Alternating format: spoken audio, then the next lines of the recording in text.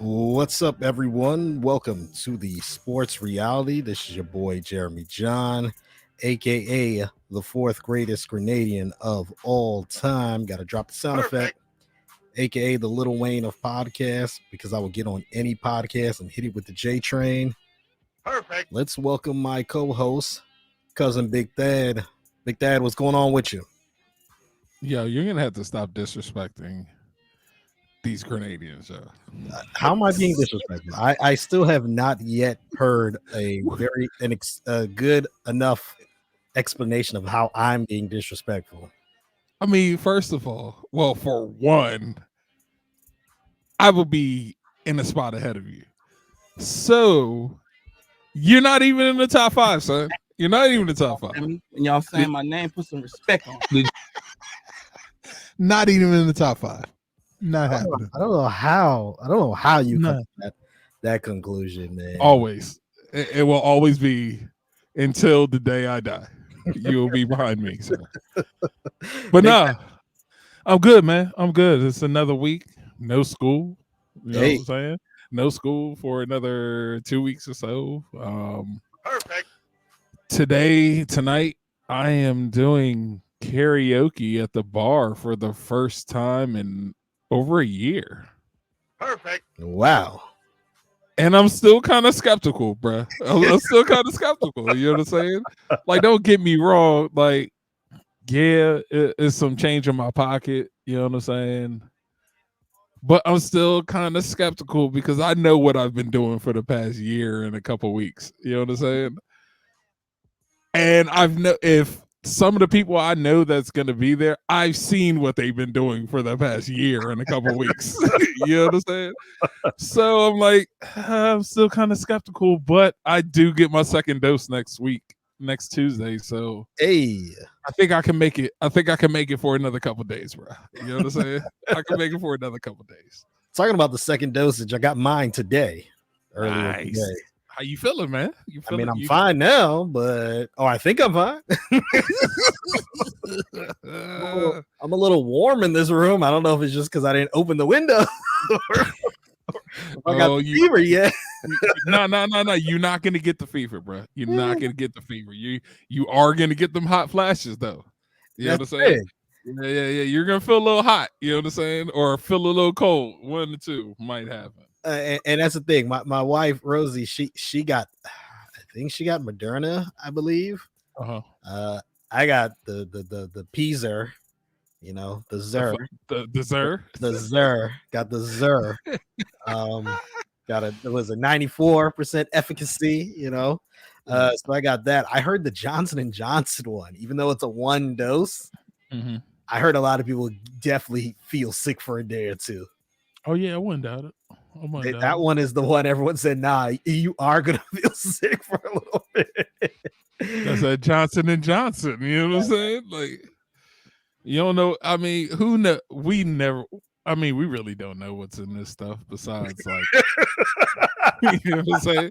And plus, it's Johnson & Johnson. When you think of Johnson & Johnson, you think of the baby's like baby's cream or something like that from Johnson & Johnson, or maybe the baby bubbles. You know what I'm saying? So yeah, you know what I'm saying? It's Johnson & Johnson. I didn't know they did really medical stuff like that besides the lotions and stuff like that. But no, it's cool. Hey, if it gets people vaccinated and, you know what I'm saying, and it lowers the effects of this virus, hey, so be it. I'm cool with it. Yeah, that's how I feel right now. What's up with your boy Governor Hogan, man? What's up with your boy? What happened to what did he do? What did he do now? Just when you look at the data of how many people are actually vaccinated in Maryland, and then you just want to be like, all right, we're opening up everything, you know, and I'm just like, come on, can we get through this step first? We're doing so well, like compared to other states. Look, this is the thing, man. You gotta think about Hogan knows. Look, Hogan ultimately will be running for president at some point in time. He's gonna try. He is gonna try. So the thing is, he has taken so much on with this and with the other states. Don't forget, Hogan's in charge of the other states also. Sure, he's part of that task force. You know what I'm saying? So he's done so much, but you got to realize Hogan is saying, like, hey, we are saying that our citizens can go back to some semblance of normal. Our businesses could go back to some semblance of normal because our businesses have been losing lots and lots and lots of money. Mhm. You know, I'll be surprised if some even make it through this comeback.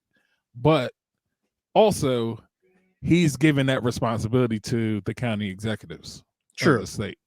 So, in a sense, he's like, hey, I want to let you know that I'm not going to put you through this anymore. But your county executives will ultimately be to blame of what goes on with this stuff. You know what I'm saying? So he's kind of like most presidents. I'm not gonna make a real federal mandate. It's gonna come down to the states, pretty much. That's what he's doing. Well, see, this is the thing, and because our country is the way it is, the government really, to a degree, has no control over the states. Yeah, we figured that out. And a lot of people didn't realize this because a lot of people didn't either pay attention or didn't have government class. Yeah, in high school. No, you have to. They just didn't pay attention. That's all. Yeah. Some of them, well, no. Some of them just didn't have it. I'll excuse those who are in underfunded schools. Like I'll excuse those. You know who I don't excuse for sure? Those who went to really good public schools and those who went to private schools. Like, come on. Like, I do criticize some people that went to Tacoma Academy with me, and I'm like, yo, how are you struggling with this? Yeah, we were in the same. Right. Well, you knew I was going to say it was TA though. Like, how are you struggling with this? Like, you should be able to understand this concept. Like, right. You know what I'm saying? But hey, I mean, I understand what he's doing.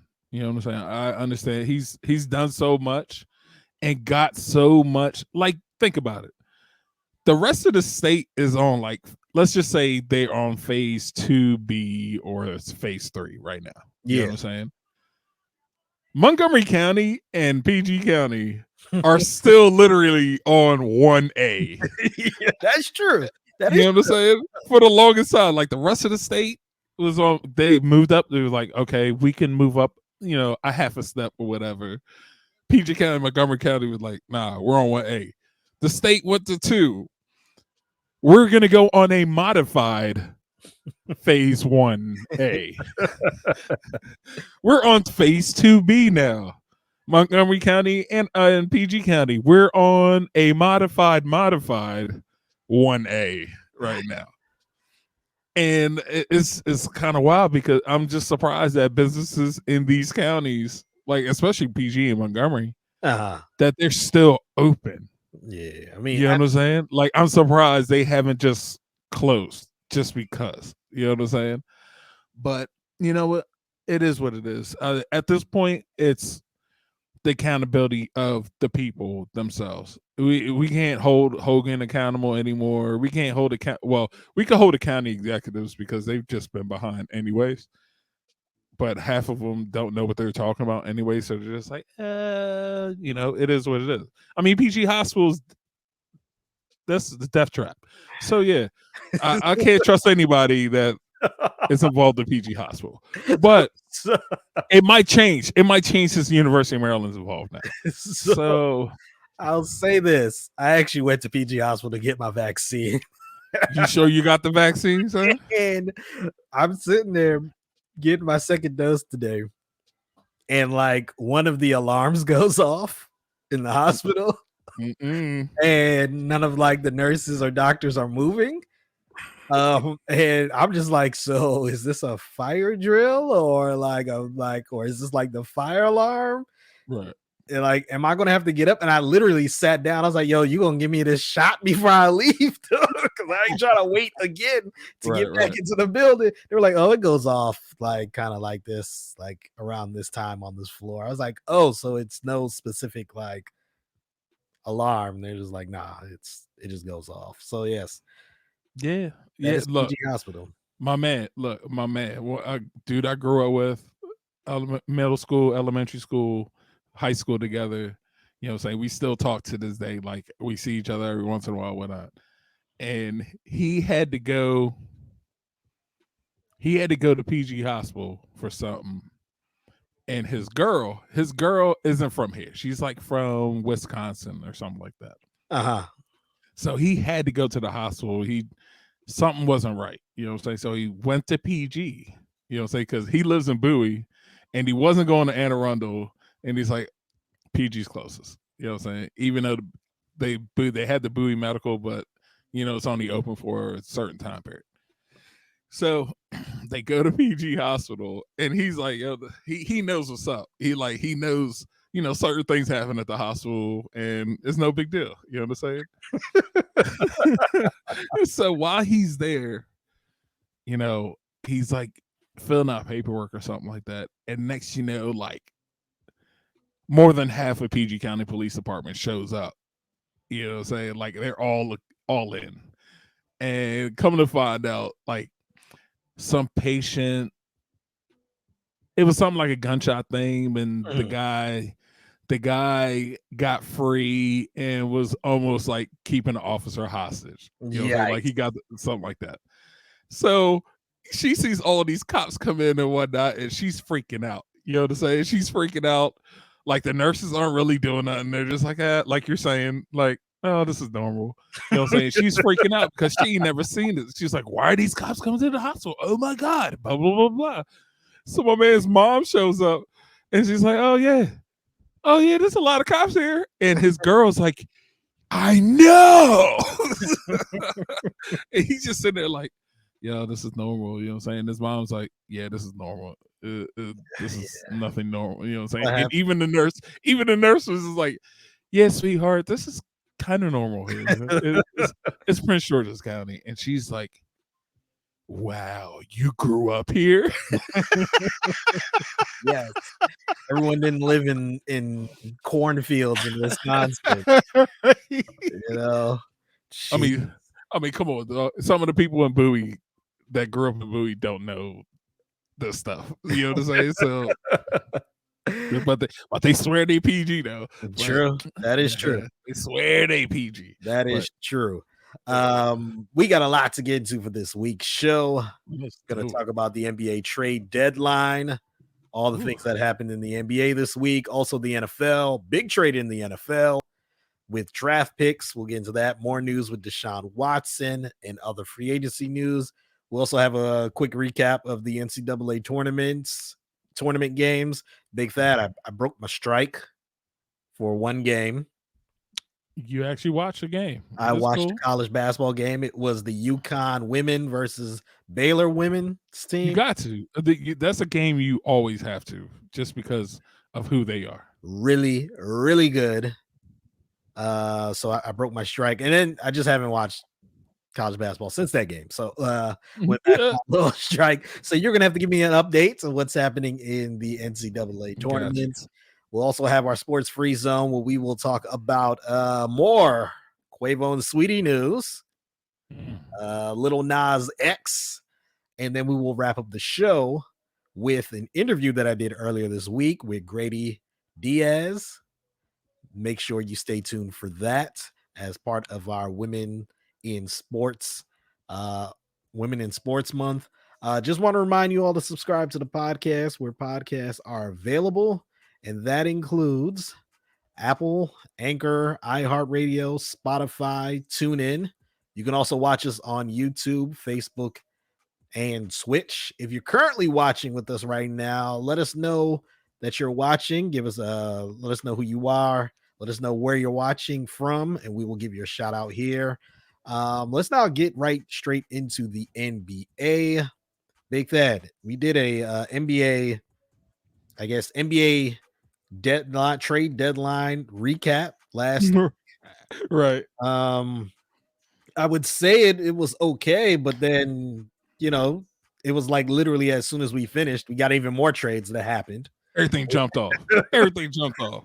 You know, and I'm just kind of like, well, man, like y'all really kept this under wraps, you know, and no one knew until after the trade deadline. I'm in the car driving, and I'm like, oh, more and more trades. Let's start with the first one, the start the day at 12:26 a.m.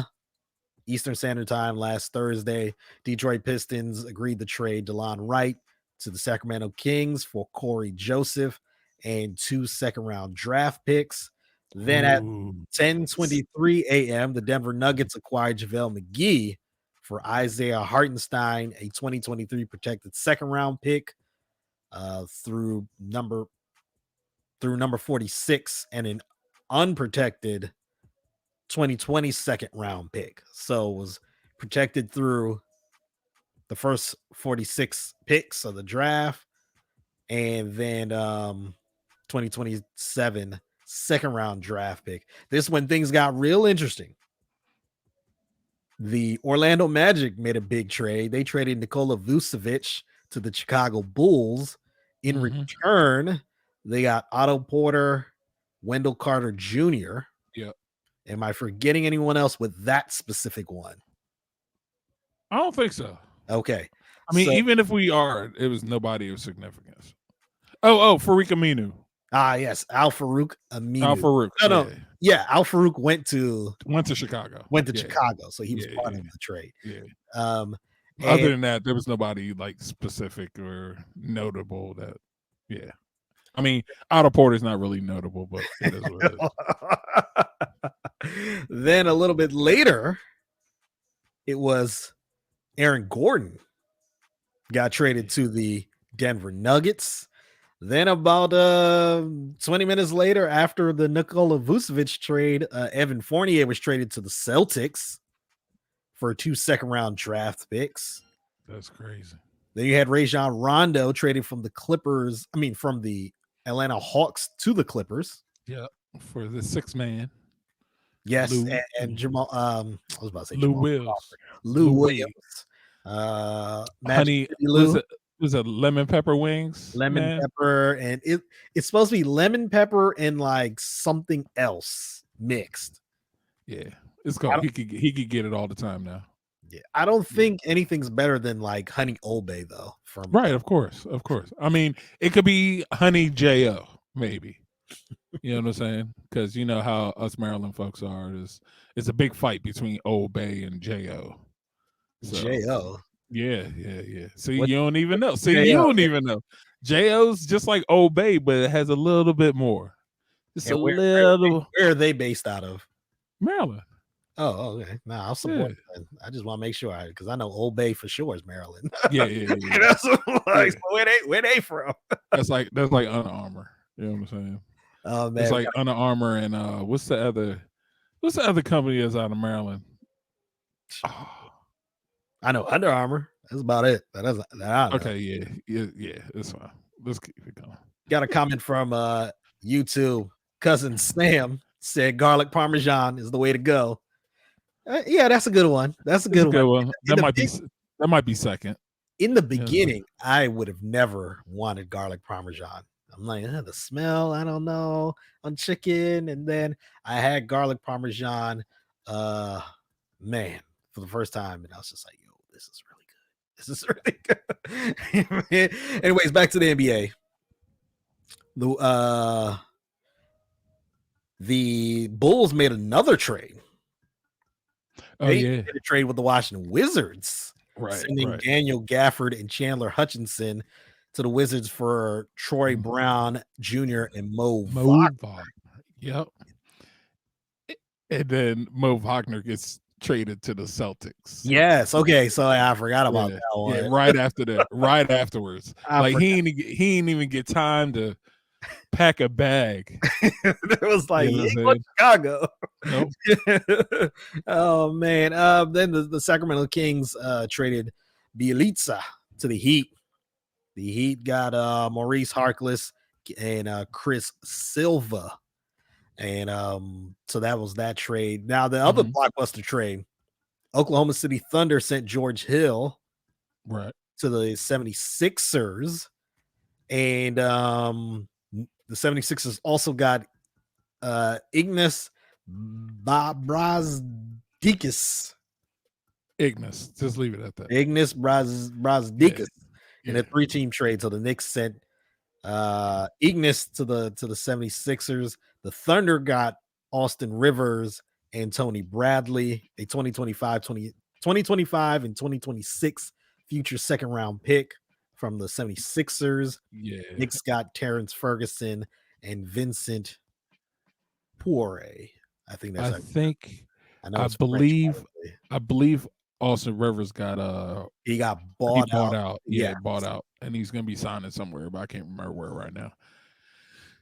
Toronto Raptors were, it was rumors that they're going to trade Kyle Lowry. Ultimately did not happen, but they did make a trade, traded Norman Powell to the Portland Trailblazers in exchange for Gary Trent Jr. and Rodney Hood. You want to hear the interesting fact about that trade?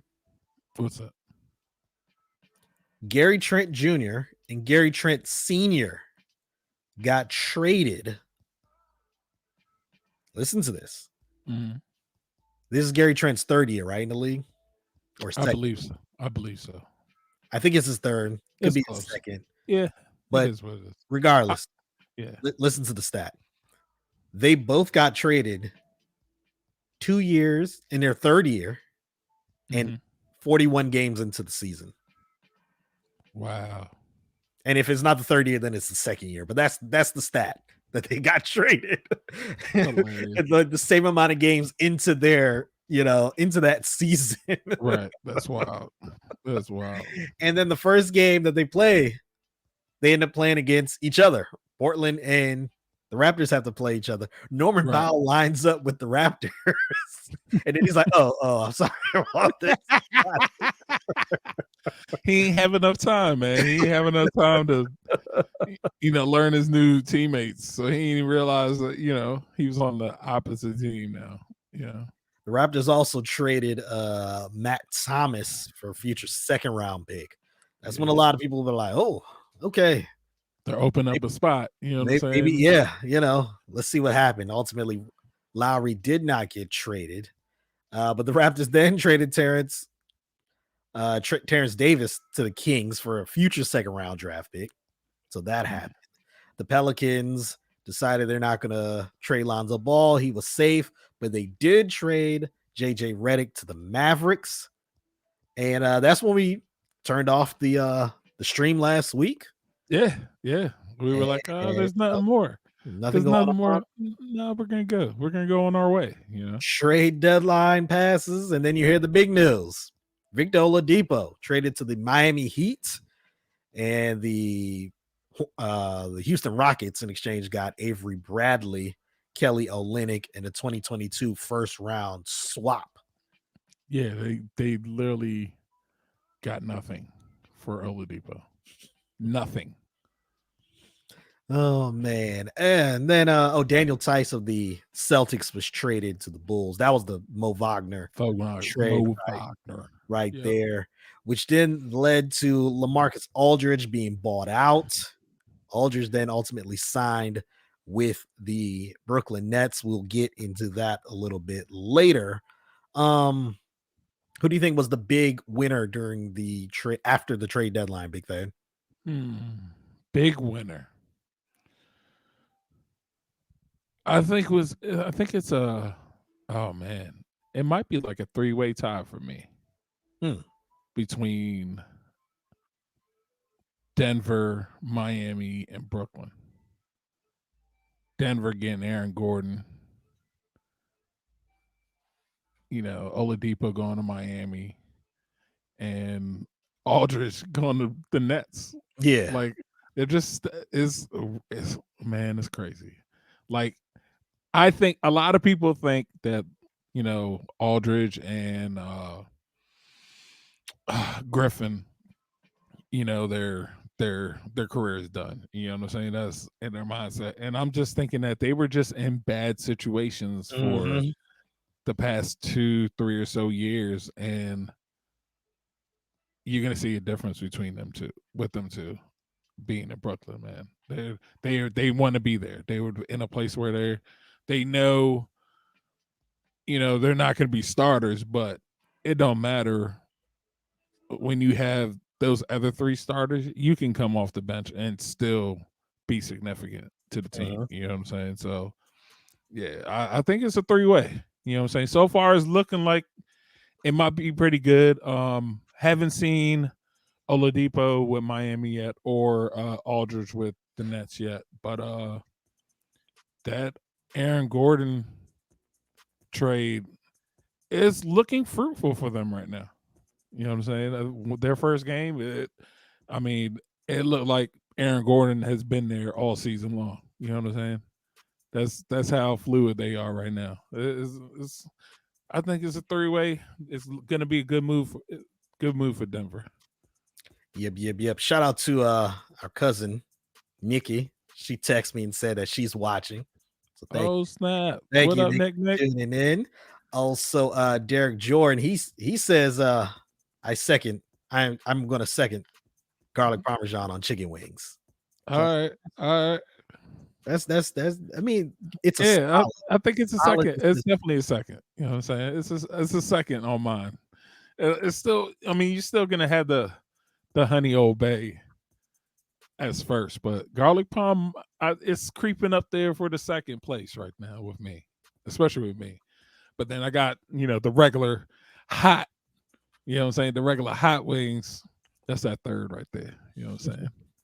Oh, you need to give a shout out to Kiera. Why?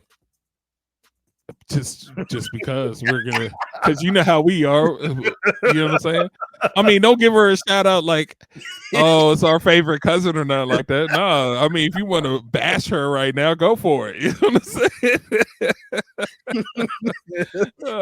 That's why I say why. You know what I'm saying? Like, we seen the text. We seen it. And you know what I'm saying? She gonna text me in like 30 seconds probably. Why are you talking about me? Oh man, you convinced me that it might be a 3-way tie with the trade deadline. I was more thinking about the Nuggets, and because they got Aaron Gordon to go up with Jokic, they were able to still keep most of their core guys that were on the team this year. They kept Michael Porter Jr. Right. Bol is getting some playing time, I'm seeing, but Jokic is on MVP run right now. So, and you just added a guy in the front court that can play defense and give you some sort of offense. So that's pretty good. Other news in the NBA, we mentioned LaMarcus Aldridge. The Nets, we all know they have now Blake Griffin, Aldridge to go on top of, in addition to Kyrie Irving, James Harden, and Kevin Durant. Kevin Durant's been out with an injury, but when he comes back, for me, with all these moves, I actually don't have a problem with it because, this is the NBA right now. It is what it is, Right. so this is what it is, but they better win. Yeah, they gotta win. They gotta win. There's no excuses now. No excuses right now. None at all. Like, even if you got Harden, KD, Kyrie.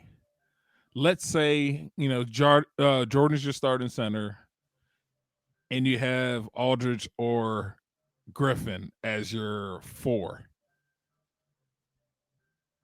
That's 5 All-Stars. 5 of them.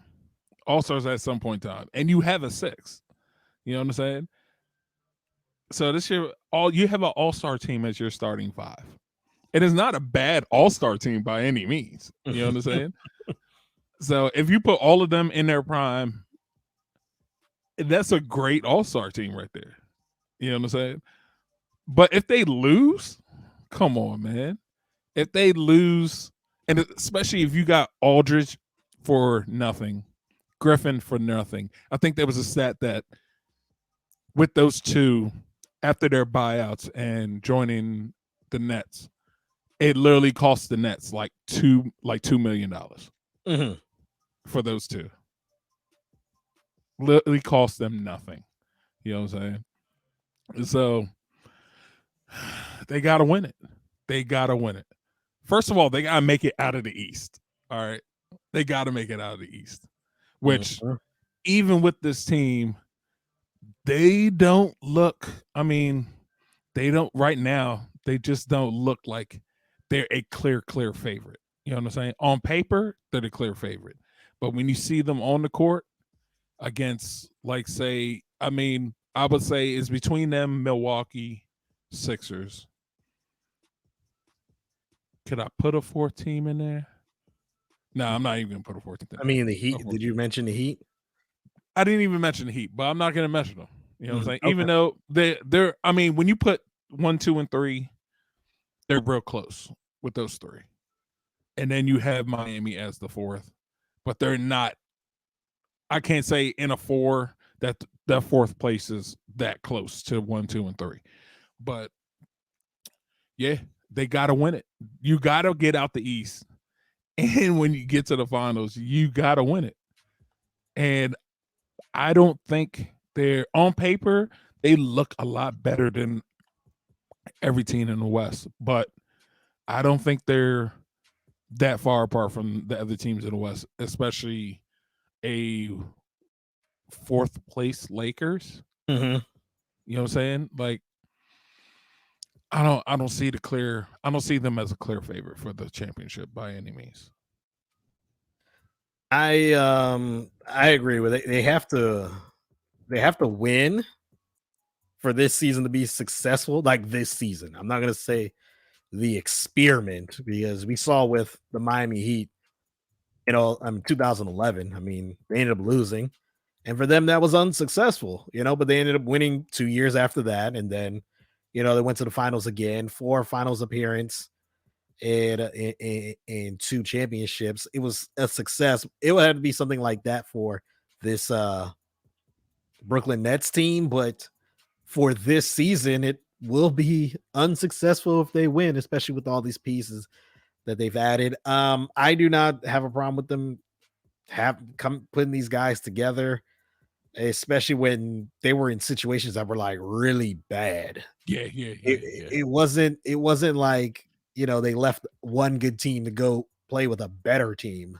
Right. They were playing for terrible teams, and let me not say the Spurs were terrible, but the Spurs aren't the Spurs that we're used to. No, so, the Spurs look young and old at the same time. You know what I'm saying? They don't look like the Spurs of old, but the team looks really young, but also they play really old. You know what I'm saying? Like, at the same time, it's weird. It sounds great in my head for what I'm trying to bring across, but yeah, it makes perfect sense to me that's just how they are. Like, they look like a really young team, but also a team that's beyond their time. Their prime is done. You know what I'm saying? That's how I see the Spurs right now. So Aldridge leaving out, I don't think he's been happy for a couple years, personally. Like, I think they tried to make him like a new Duncan, and that's not him. Yeah, not him. He's not him at all. You know what I'm saying? So, and then Griffin, injury. I think injury did him in, and then with the Clippers saying, "Hey, we're trading you," and you go in Detroit of all places. Yeah, I wouldn't be happy either. Now you look at, what? As soon as he joins the Nets first game, he gets a dunk. And dunked in, and he hadn't dunked in like 2-3 years. Yeah.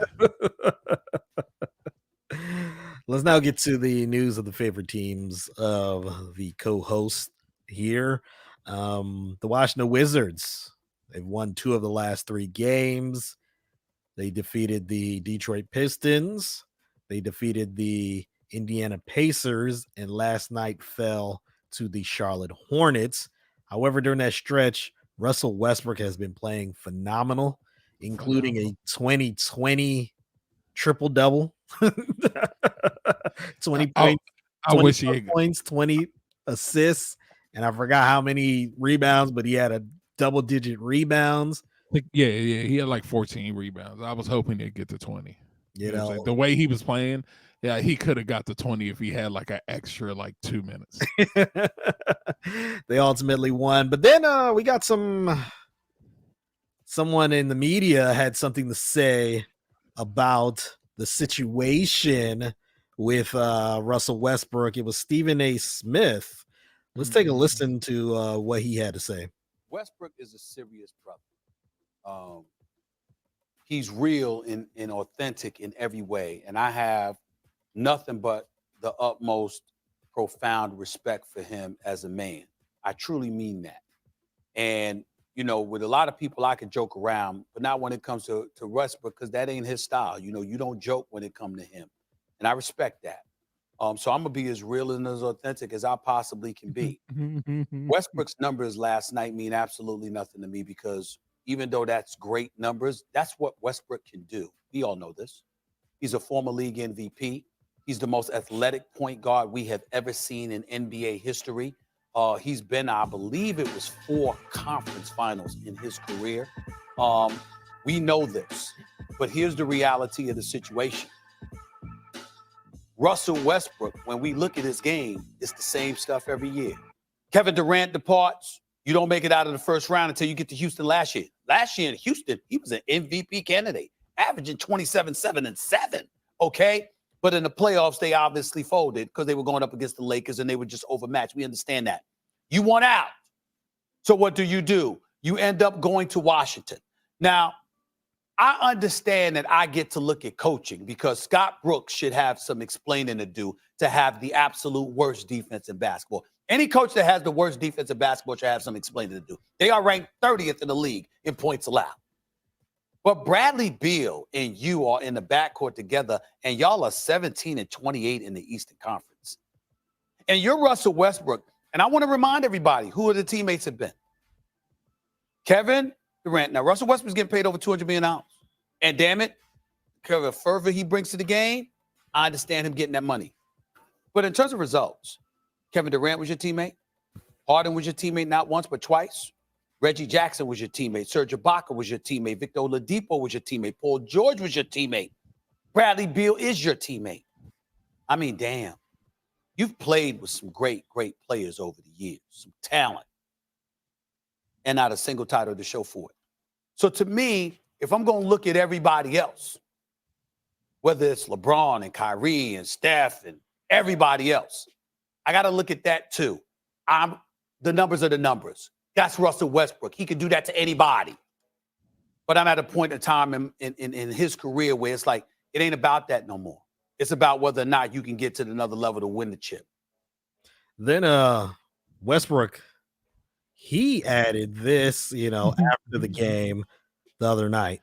Man, I watch these college games and I watch these kids and these announcers, man, they get on their TV and just say anything about a kid. They don't even know him. They don't know his family. They don't know where he's from. They don't know what he's been through. They don't know his struggles. They don't know his pain.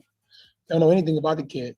But one thing said on TV can determine how you perceive this kid on TV, which will allow him not to be able to reach his goals, which will allow him not to be able to get drafted, which will allow him not to take care of his family, which will now not create generational wealth, which now makes our people and the minorities, the underserved community, which makes that gap. It's way bigger than basketball. That's my entire life focus. And my wife, that's what she's mentioning, because we talk about all the time, is that, I sit back. I don't say much. I don't like to go back and forth about people. But one thing I won't allow to happen anymore is let people create narratives and constantly just talking shit for no reason about me, because I lay it on the line every night, and I use my platform to be able to help people all across the world, and nobody can take that away from me. I've been blessed to be able to have a platform to do it, and like I said before, a championship don't change my life. I'm happy. I was a champion once I made it to the NBA. Like, I grew up in the streets. I'm a champion. Like, nobody can. I don't have to be an NBA champion. I know many people that got NBA champions that's miserable, have done nothing for their community, have done nothing for the people in our world. And for me, man, my legacy, like I mentioned before, is not based on what I do on this court. I'm not going to play basketball my whole life. My legacy is what I do off the floor, how many people I'm able to impact and inspire along my journey, man. And that's how I keep my head down and keep it pushing, because it's very important that you don't let the negativity seep in, because it's been like that my whole career. Honestly, there's no other player that kind of takes the heat that I take constantly, but I take it as positive, because obviously I'm doing something right if people talking about me, and that's how I feel. And I say my best foot forward, stay prayerful, keep my family close, and keep it like that. So, what do you have to say about this before I go? Look, first of all, how Stephen A. Say I respect him. You know what I'm saying? I respect him. I'm gonna keep it real with him. Blah blah blah blah. It was literally started out like hey guy, no disrespect, but you know what I'm saying? Like what? Like I can't stand Stephen A. sometimes, man. I really can't stand Stephen A. sometimes. Like sometimes he's like, he knows what he's talking about. You know what I'm saying? He's says the right things. But this time I'm like, yo, like, what are you talking about?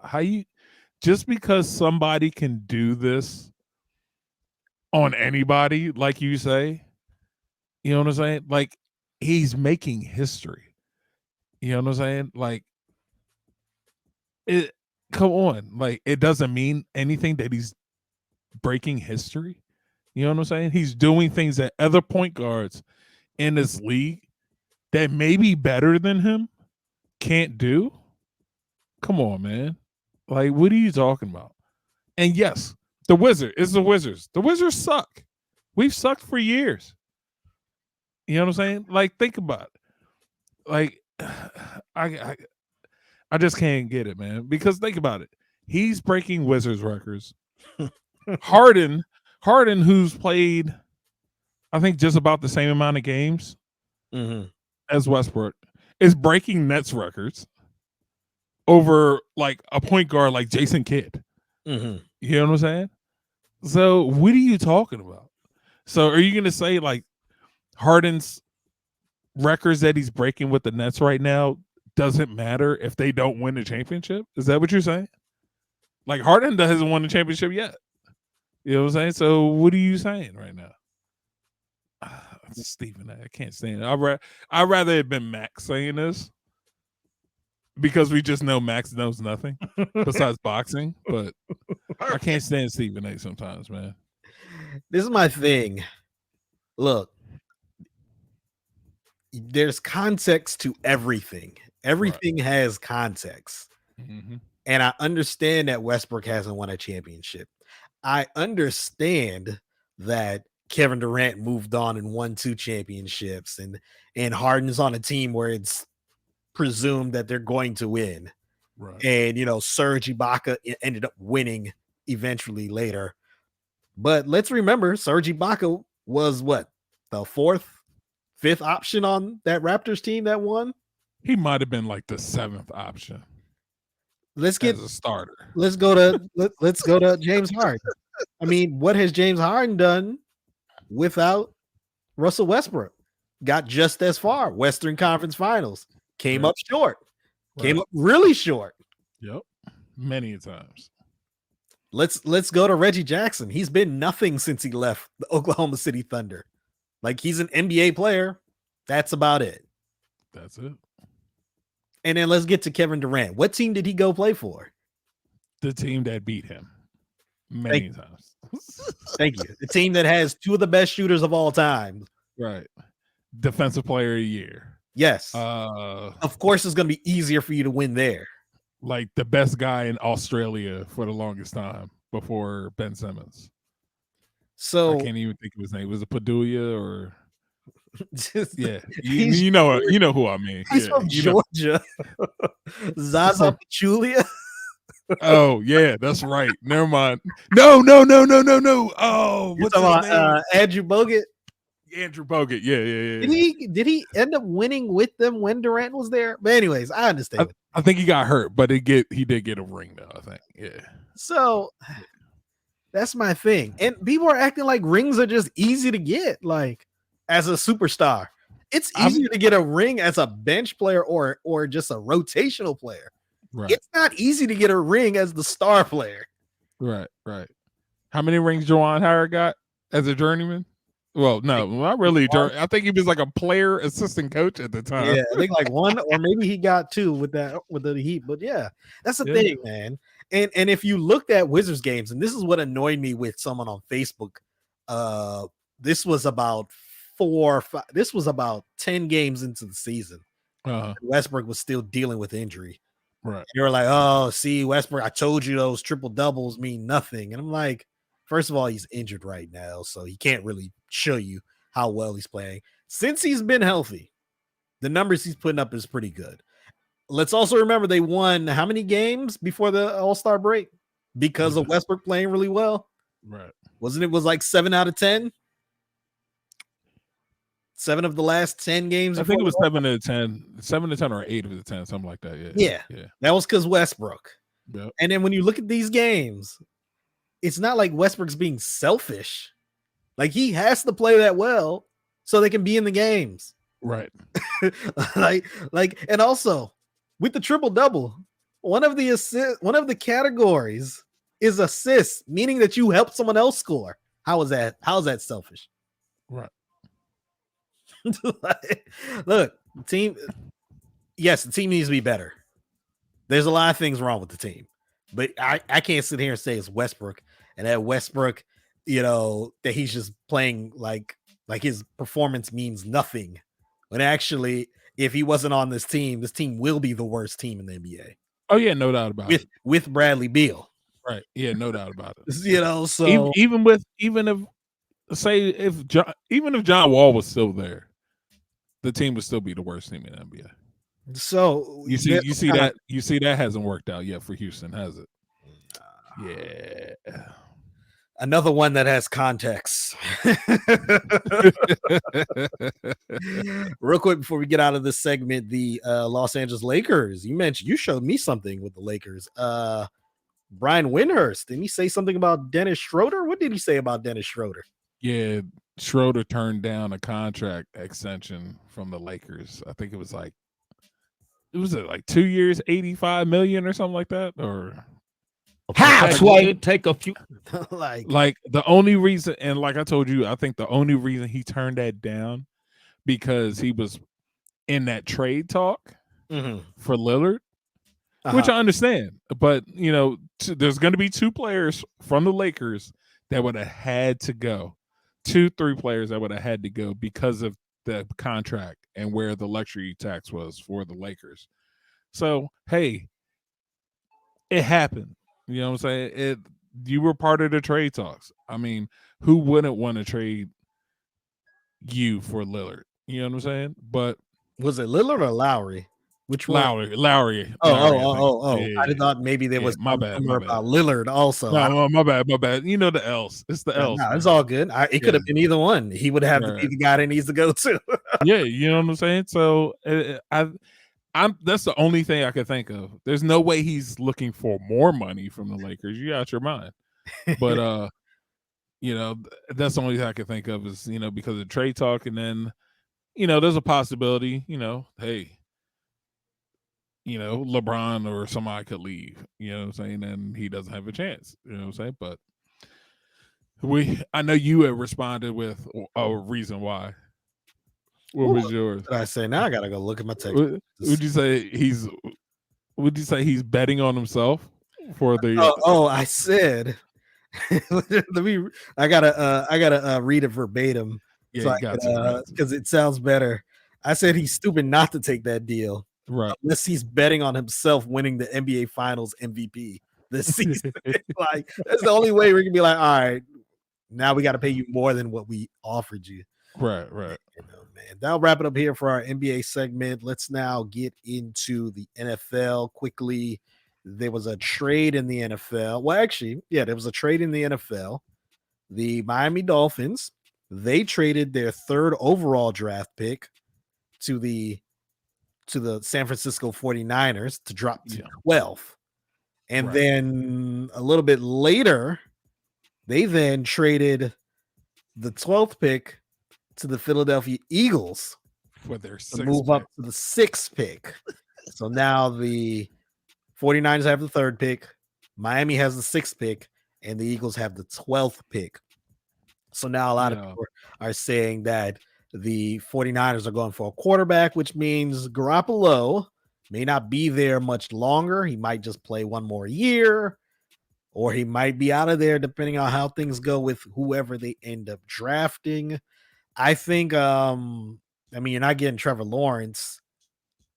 So are you moving up to get Justin Fields? That's my thought process, because was it the Jets have the 2nd pick, right? Yes. And the Jets there's been a lot of talk about Zach Wilson, that the Jets want Zach Wilson. You know what I'm saying? Let me not criticize Zach Wilson, because remember, I didn't watch college football this year. Don't criticize him. Because be honest with you, if I was in that situation and I had to pick between Fields and Wilson, I'd probably pick Wilson myself. Okay, I'm gonna take, because Fields is an Ohio State quarterback. Yeah. You see, they haven't had one yet. Okay, Ohio State has not had one yet. Besides Troy, was it Troy Smith? And he's not. He wasn't even. Yeah, exactly. That's what I'm saying. The thing with that narrative, every other quarterback has turned into a wide receiver. Well, see, that's the thing.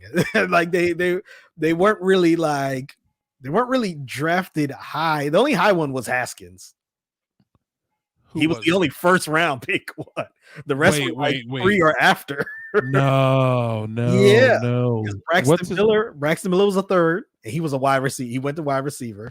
He got he got drafted 3rd because he injured his shoulder and he couldn't play quarterback anymore for Ohio State. So he was like, if I'm gonna still play college football, I'm gonna switch to wide receiver. He turned out to be all right as a wide receiver for Ohio State, which worked out also because you had Barrett behind him. Yes, at quarterback. Barrett was also drafted. What is he? I can't remember who he was drafted, but he was drafted late. I didn't even realize he got drafted. I didn't think JT Barrett was that good in college anyway. Yeah. You have Cardale Jones, right? Because he just got hot at the right time. You know, that's what I'm saying. Which I don't know why a team drafted him. But that's the same thing with oh man, I can't even remember his name right now. Montgomery County dude, Potomac.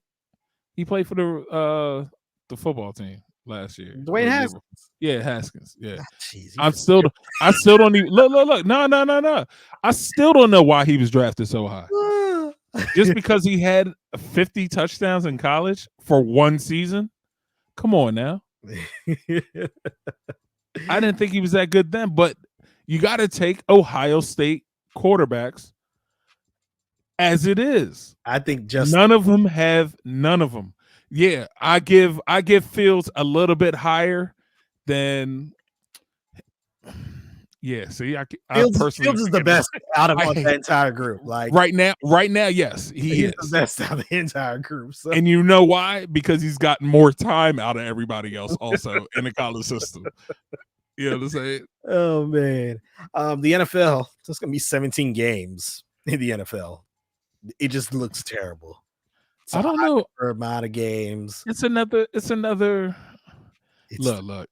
It's taking away one preseason game. Preseason game they weren't playing in, and that's what I'm saying. So, and I mean, what it makes right now from what I've seen. Like I looked at the football team schedule, and that last game is Buffalo at Buffalo.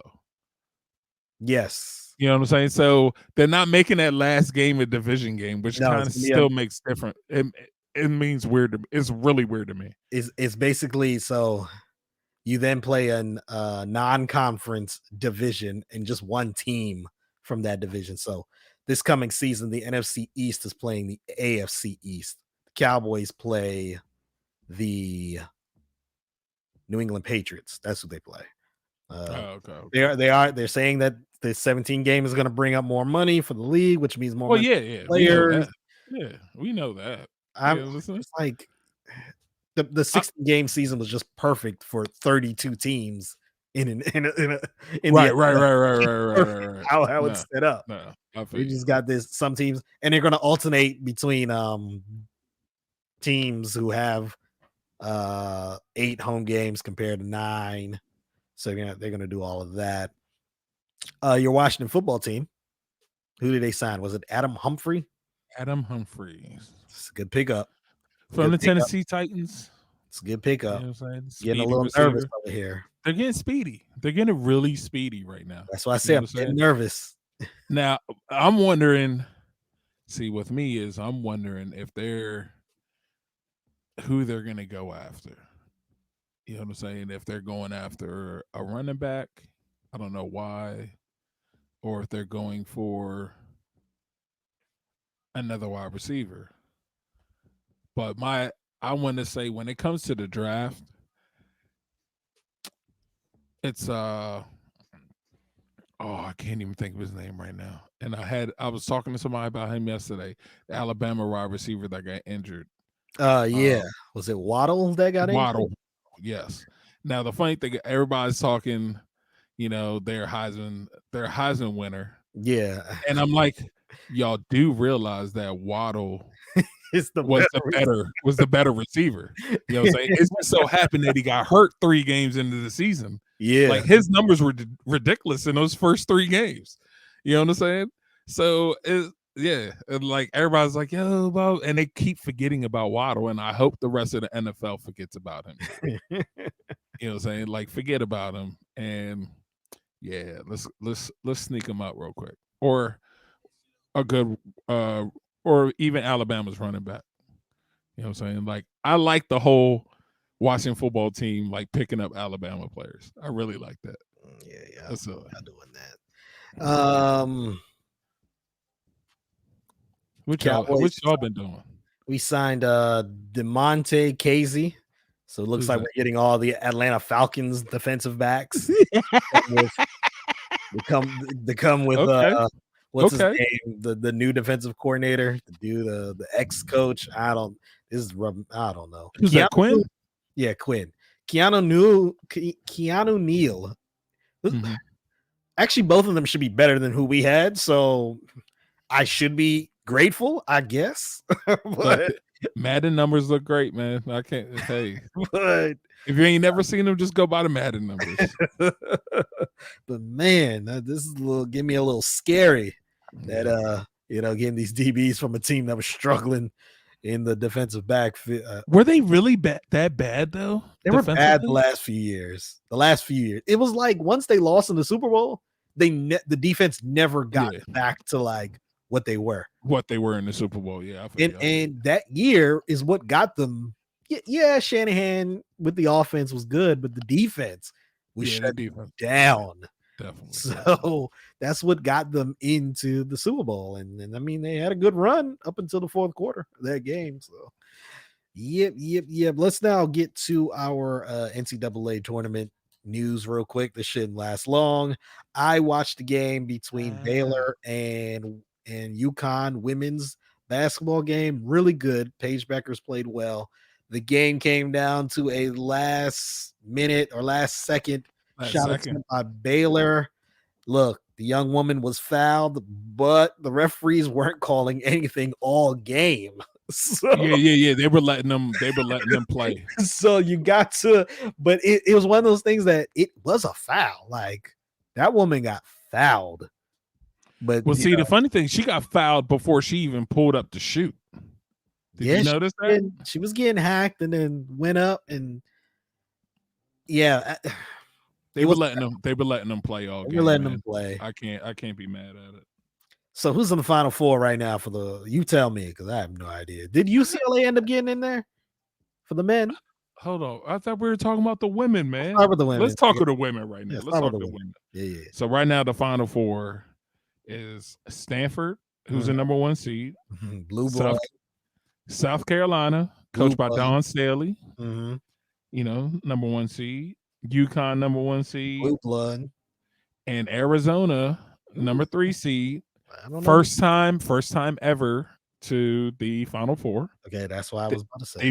They beat Indiana. Now, this Indiana team, you could tell the difference between the two, but Indiana was a decent defensive team. They offensively, they always kept the ball safe and everything. But Yeah, if Indiana had made it to the Final Four, they would have got blown out by everybody that's in there right now.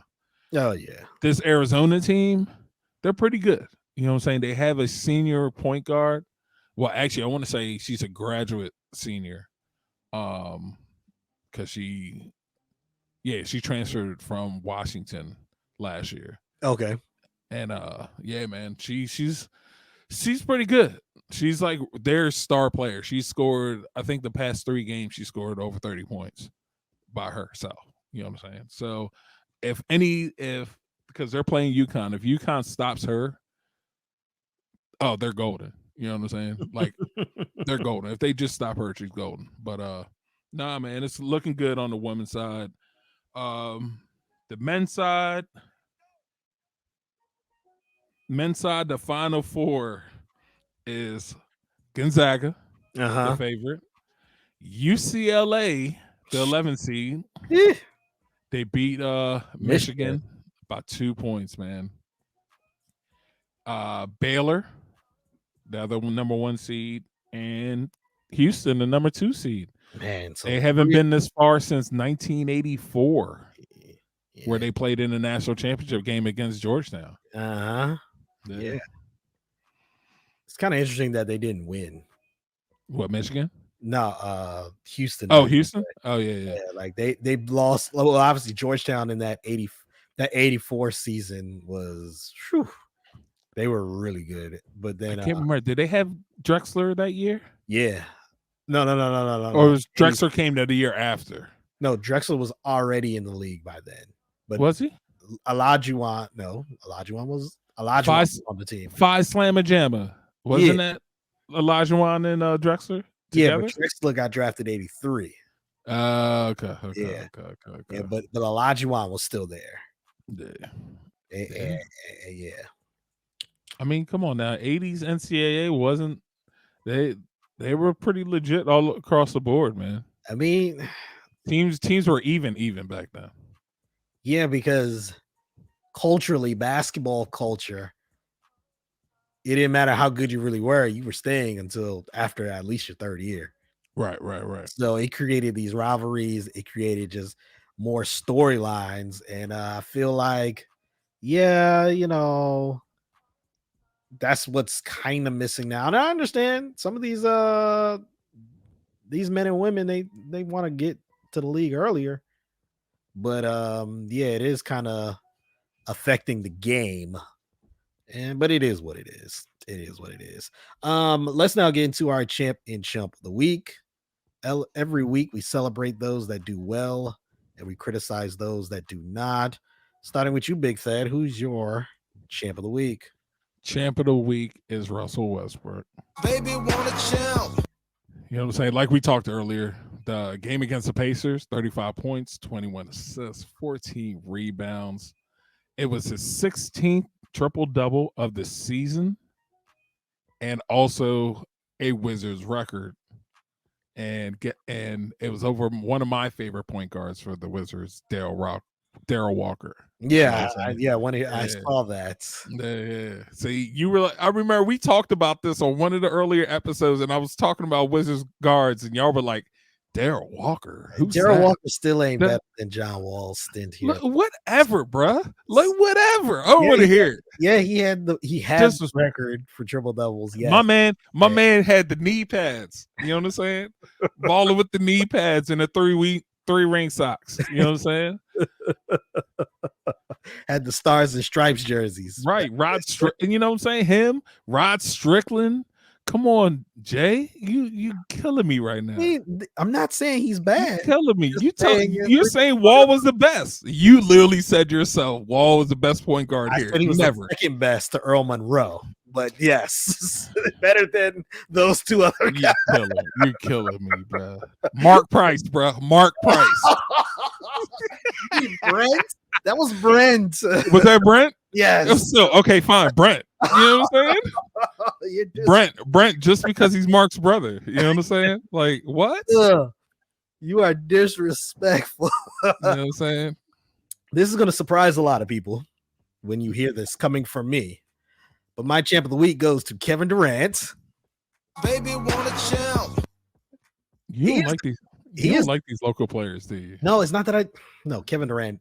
You don't like Quinn. You don't like KD. You know what I'm saying? No, that's not what it is. The thing with Quinn, and I'll be real quick because Quinn wasn't the topic of discussion, but Quinn ain't no local great. So that's just all it is. He's not a local great. He's a very good local basketball player that ended up going to college, ended up going to the NBA and winning multiple championships. But if we're talking about local great basketball players, I don't put KD. I don't put KD at the top. No, KD. I don't know. KD's not the best. Oh, okay. All right. But we're just talking about on the high school rank. I mean, I can name a lot of players before I get to Quinn Cook. I can name a lot of players before I get to KD. That's fair. but Quinn Cook, no. Locally, I will put Quinn above KD. As high school. Oh, okay. Anyway. We're talking high school. We're really talking high school. I understand what you're saying. All right. But okay, go on. Durant is my champ of the week because he went into the DMs of Michael Rappaport. And Michael Rappaport was talking that noise. And look, y'all know I don't really care about profanity and stuff, but I really can't read those messages right here. That's how wild it was. And told him if I see you on the street, I'm gonna do XYZ. And Michael Rappaport ends up showing it on Instagram, basically like Kevin Durant's threatening me. And I'm like, yeah, like because Michael Rappaport is so annoying. He swears that because he was in the movie Higher Learning, which, by the way, I've never seen it, but he swears that. What? Yeah. Come on. You are killing me, yo. You are really killing me now. How do you not at least see one Higher Learning? Because Michael Rappaport was in it. I don't want to but because he was in it and he tries to act like he's so down with the cause, and because he had this hit movie and he's been like the white guy in black movies, he could talk about black stuff and all that just annoys me, number one. And then just him and his interactions on social media is annoying. So then, Kevin Durant must have got upset because of something Rappaport said about Durant, and Durant said, yeah, come see me, come see me. And look. People got to stop realizing that KD's from the DMV, yo. Like, we're really nice outside of the DMV. You know what I'm saying? We're really nice outside of it. My bad, D. I'm reading what you said. For those who are listening, you're just gonna have to go on YouTube and see. You're gonna have to see what was said. DJ definitely put it out there. Yo, it's facts. That's DMV talk right there, yo. You know it's going down. Yeah, but yeah, everybody keeps messing with KD like KD ain't from the DMV. You know what I'm saying? Like KD's a nice guy. Like, yo, y'all need to stop with that mess, yo. Like, really, y'all need to stop with that. Like, we ain't nice in the DMV by any means. You know what I'm saying? We nice in your face, in person, whatever. But once you go off, hey, you ain't gonna like us at all by any means. BigThad, who's your chump of the week? My chump of the week is the Chicago Bears. Oh, why the Bears? Because they voted against They voted against the 17-game season, man. Like, y'all don't need an extra game to be better. You know what I'm saying? Y'all need more money. Y'all need a better team. Like, come on, man. Like, I think you just wanted to be that one team that voted against it. But y'all are killing me right now. Like, I don't even know who your quarterback is right now. It is Andy Dalton. See? There you go. You should have wanted that extra game. You know damn well Andy Dalton is not going to do anything for you right now. It's not going to happen. Andy Dalton, talking about going back to Kevin Durant. Yep, he became the Slim Reaper. Yep. Facts. My chump of the week goes to the Buffalo Sabres. This is the first time that we're talking about hockey in a while. Because you're a chump. Buffalo Sabres have not won a game in the month of March. Listen how long this streak has gone. Since 2018. Oh, for real? Now, every game in March, remember last March they didn't play much because of the pandemic. Right. Go back to 2019. They lost every game in March 2019. Ooh. Then it goes back to the last game that they've won in March was in 2018. So yeah, man. Jeez. And they were up by a goal the other night with seconds in the game in regulation. And they allowed the Flyers to tie the game. And then the Flyers scored in overtime. So yes, the Buffalo Sabres, you are the chump of the week. Because you're a chump. Let's now get into our sports-free zone. More news coming out of the issue with Quavo and Saweetie. TMZ dropped a elevator video. Man, somehow they be getting these videos. Man, Yo, I keep trying to tell y'all, like, if TMZ don't put it out, anything you read is fake news. Like, real talk. Until TMZ comes out with it, just don't believe it. You know what I'm saying? When TMZ comes out of it, then you could believe it. the video it shows Quavo and Saweetie fighting over a Call of Duty video game unit. I did not know that they actually had Call of Duty like standalone units. Did you know that? Nah, I thought. Look, when I saw the video, I was like, "Yo, why does Quavo have a black box?" You know what I'm saying? Like, why does he have an airplane black box? You know what I'm saying? And then when I actually read the article, I'm like, wait, I didn't know they had mobile units like that. That's dope. Yeah, man. But why? But I guess she wasn't happy about the unit. I guess I don't know. Something happened where she wanted the game console. He said he basically looked like he said no. They were fighting over it. He ends up pushing her. Whoa. Okay, look. If you look at the video, first of all, she swings on him. True, I forgot to say that. Let me just say she did swing on him. She did swing on him. He looked like he was still going for the unit, of course.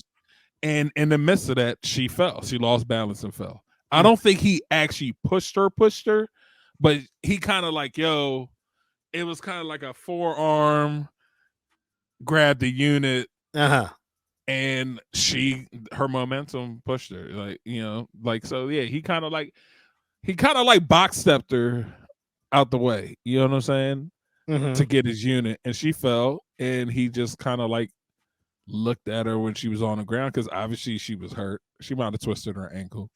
That's all. I think so, because he never, you know what I'm saying, he didn't hit her. You know what I'm saying? Like, there's plenty of situations where I could see that Quavo could have just swung back on her. You know what I'm saying? Whole time I'm thinking he's about to swing back on her. But she literally looked like she twisted her ankle, fell, and he just kind of looked at her like, you did it to yourself. You know what I'm saying? Like, I didn't do that. I'm just getting you should have just let me get my unit. And I mean, at least he didn't leave her in the elevator. He kind of put the unit down, held the door open so she could come out. But he wasn't reaching for her. He was making her get out of her own energy. You know what I'm saying? That's my thing. So at the least, it was a forearm to defend the game console, and at the max, it was an actual real forearm to get her off of you. Right. Regardless, she smashed into the elevator wall. Did she? I mean, that's why she's down on the ground. I don't know, man. I don't know. Help her, and it doesn't look good that you didn't help her. That's your girl. No. That's your girl. You gotta help her no matter what. Had her on the ground. And some people, you just gotta let them fend for themselves for a little bit. You know what I'm saying? I mean, do I really have to? Especially when you're in the wrong, I'm supposed to pick you up. You know what I'm saying? It's love and marriage. Pretty much that's what they were in. See, I'm single, bro. Marriage. I don't know if marriage is even in my thought process, bro. Like, I could probably be like some family members of ours. I could have a long-standing relationship with a significant other for many of years. You know what I'm saying? I know what you're talking about. That's why it's funny. have a long-standing relationship with a significant other for many of years. Common law, you know. I mean, yeah. Hey, it is what it is. Oh man. Look, we know what happened last week. We spoke about how, they obviously broke up, and then this video comes out. It does not look good for Quavo. Then there was reports that the Migos, so Quavo, Offset, and Takeoff, apparently jumped some guy some other celebrity. I've never heard of the dude, but Justin LaBoy. If you're talking about you never heard of Derek Jackson, I never heard of Justin LaBoy. Black Twitter, they must know. I mean, they know because that's how I found out. It was. Look, I'm still trying to get on Black Twitter just to see what's going on. What do you mean you're trying to get on? What? What do you mean you're trying to get on? Black Twitter is out of I'm taking it for it is. It's Black Twitter, so it's kind of like Black Planet. You know what I'm saying? It's a separate Twitter. No. It's a separate Twitter that I'm not privy to right now. Y'all saying my name, put some respect on it. That is not Black Twitter. Is there a hashtag Black Twitter? You know what I'm saying? I just want to see it. You know what I'm saying? Come on. I just want to see it. You know what I'm saying? Just every day with how I tweet. I know. I have noticed. I have noticed. Black Twitter right there. I didn't realize that was actually Black Twitter. My bad. But I heard that video, even though it came out just now, that video was from 2019 or something. Yeah. So it happened, and then they've been all right, decent, whatever, for a while, and then the whole repoing of the Bentley happened. Oh man. Other news outside of sports, and actually before I get to it, I got to give a shout out to my boy Jonathan Tillman, aka just known by Tillman. Tillman made a he makes custom jewelry. I'm wearing one of his necklaces. Oh, that's dope. Tillman's Trinkets and Things at tillmantrinketsandthings.com.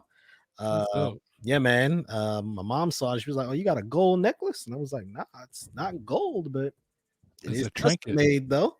So yeah, shout out to my boy Tillman. Check him out if you're looking for custom jewelry. It is Black owned, so definitely check him out. Lil Nas X. Did you see the movie? Did you see the music video for his new song?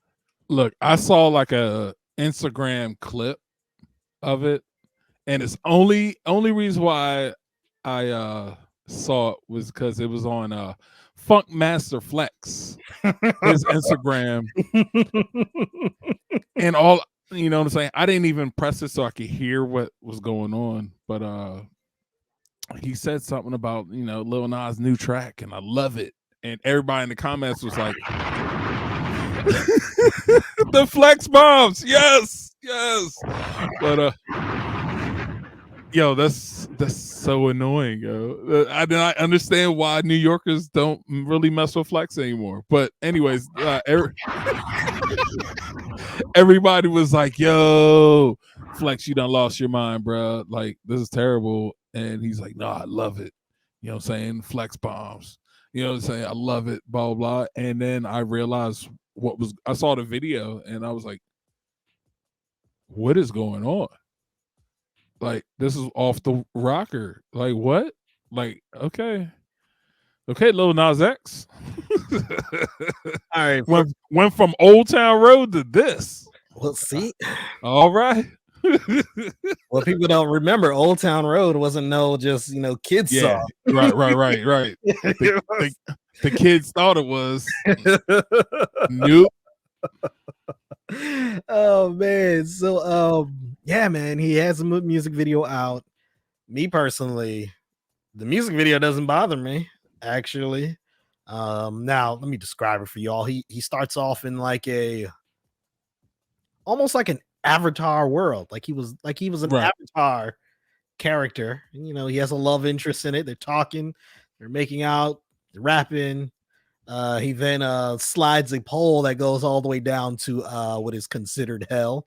And the part that has a lot of people upset is the part where he is twerking on the devil.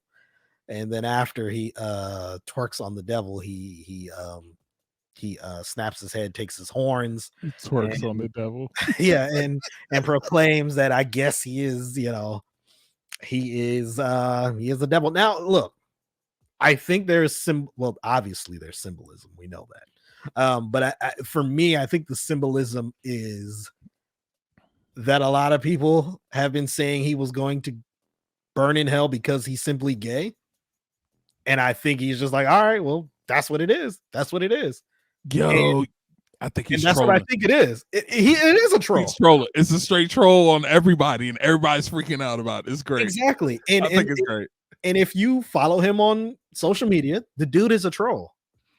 And for, you know, look, everyone's not Christian in this country. And actually, from an interview that I saw of him, I think he is Christian. Like he's just I'm thinking he is too. But it's just his experience, especially being a black gay man, is going to be definitely different. And I think he's just saying, all right, y'all said I'm going to hell because of my sexuality. Well, I guess I am. And he did that. And he did it as a troll. So I don't think it was anything like, I don't think this dude is outright worshiping the devil. Like, but you know, obviously, if you're a Christian, it does look a little funny, like weird. But you know, I'm not tripping over it. Now, there was some sneakers, some Air Max 97s that were supposed to drop, but they were not official Nike drops. I forgot who was the designer. And they actually have a whole bunch of custom stuff. Well, they at the time of the video, they dropped the custom Air Max 97 that had the I don't even know what it's called. Is it the Thad, you know what it is. What, the 666? Is it the pentagram? Yeah, pentagram. Pentagram. I was trying to do I thought you were putting no gang signs, bro. I was like, wait.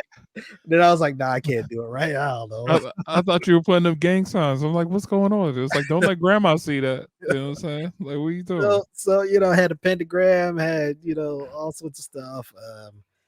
And Nike sued because they're like, whoa. Well, I heard they like the drop happened and they sold. They sold out. Yeah, they sold. Like, and that's why it was only like 666 pairs. Yeah. And that's why Nike ended up suing, because they're kind of like, yo, you didn't get our permission to drop this. So yeah, that's what happened. Yep, I think Lil Nas X was definitely just trolling us. Yeah. And he became very successful. Got another hit that's probably gonna be on the charts for a while. Haven't listened to it, so I don't know if I could say it's gonna be a hit or not. The actual lyrics. So when I just looked at the video because I just wanted to see what everyone was talking about. The actual lyrics, from the little bit that I paid attention, I mean, it wasn't horrible. I mean, it wasn't horrible. The hook is kind of it's kind of catchy, I think, from what I heard of it, like where I paid attention. So yeah, man, I mean, I think he's just trolling us. That's all. I mean, and at the end of the day, who doesn't like a good troll? That too. And at the end of the day, you know, only God could judge. So I'm not tripping. I'm not tripping over these artists and the stuff they do. No, not at all. Not at all. I'm not tripping at all. Let's now get to our women in sports history. This week I interviewed Greydy Diaz. So let's take a look at that interview, if I could get it ready here. Jeez. Let's take a look at that interview right here. Let's welcome to this week's episode Greydy Diaz. Greydy Diaz is a reporter, writer, journalist for many sports entities, including ESPN, ESPN's Undefeated, and Uninterrupted. Jeez, I'm thinking about the Fox show. Undisputed, Uninterrupted, and SB Nation. Let's welcome Greydy Diaz. Greydy, how are you doing? I'm well. How are you? I am doing well. Let's just get right into it. Did I include all of your tasks when I described? I think the only thing you forgot was FIBA. Okay. But other than that, you said the Undefeated, ESPN. So yeah, just about everything. Well, welcome. First of all, let's just start with where are you from? Where's the birthplace? Where did you grow up? Let the listeners and viewers know about that. So I grew up about 30 minutes outside of Boston. So yeah, this is Massachusetts is where I'm from. I'm a Boston sports fan. That's just, where I grew up. Nice. I've been to Boston one time. It was 2003. It was for a history class, but it was very, very exciting. I remember the project that they had going on called the Big Dig. I remember that. Yes. Wow. I hear it's done. I don't know. I haven't been there.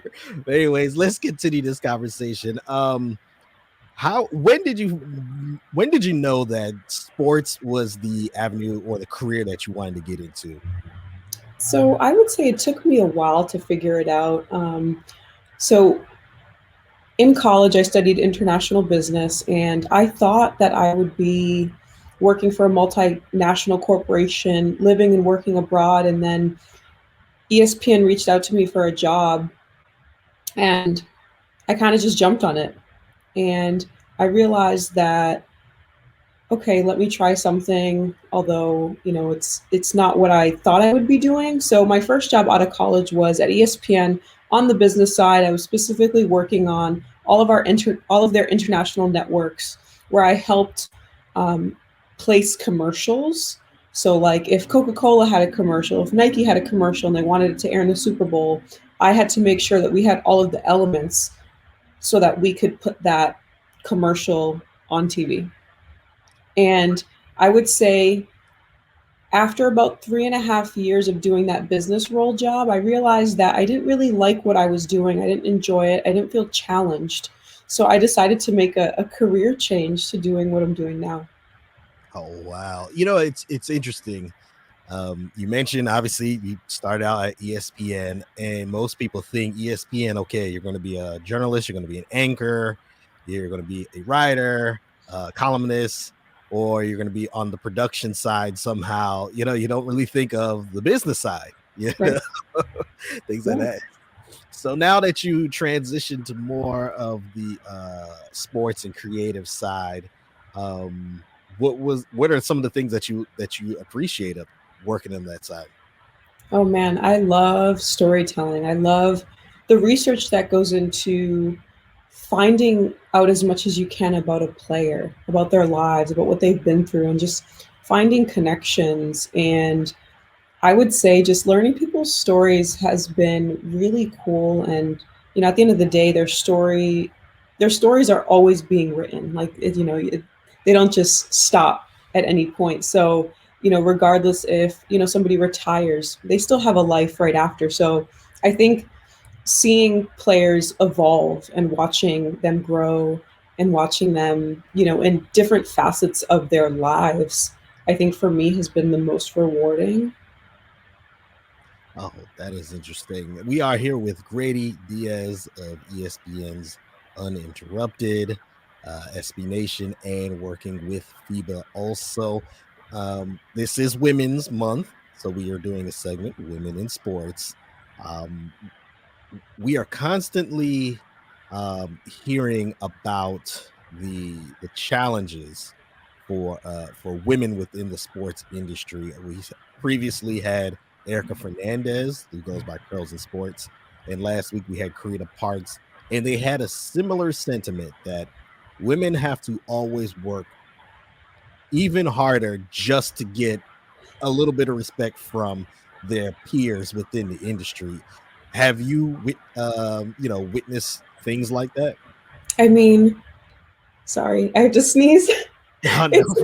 It's allergy season here. Oh my gosh. No, I think I'm okay now. But yeah, I mean, I definitely agree with that sentiment that women do have to work a little harder. I mean, it's a male-dominated industry, and that was one thing that I especially noticed at ESPN. I remember walking around the newsroom, and number one, hardly seeing women, and number two, hardly seeing people of color. So it's definitely a difficult space to navigate, but it's one of those things where the more you push and the more you believe in yourself, the greater things become. So, you can't get discouraged. Not everything's always going to work out in your way. Like, you might have an interview with an athlete and they might cancel.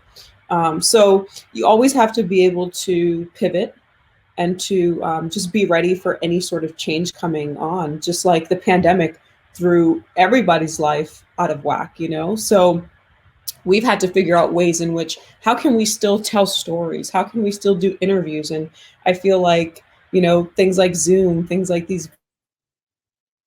virtual these virtual platforms have definitely allowed us to continue to do things that we might not have been prepared for 10, 15 years ago at all. Wow. Now, what do you think is the, I guess, next step to make the workplace, and specifically the sports workplace, more inclusive when it comes to gender? What do you think is the next step? I mean, outside of obviously hiring, how do we get these companies or organizations to basically become more inclusive?